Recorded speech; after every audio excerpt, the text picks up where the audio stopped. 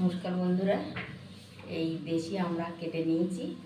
এইটা চিংড়ি মাছ দিয়ে চচ্চড়ি করে দেখাবো।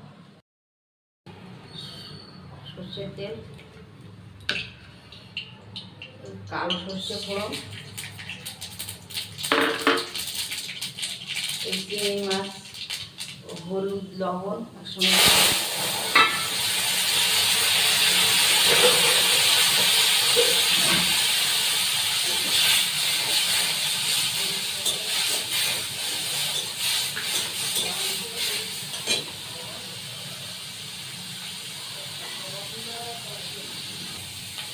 আমরা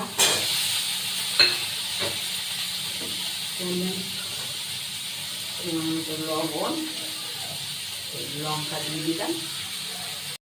এই আমার আমরা চচ্চড়িটা রেডি। ভালো লাগলে প্লিজ একটা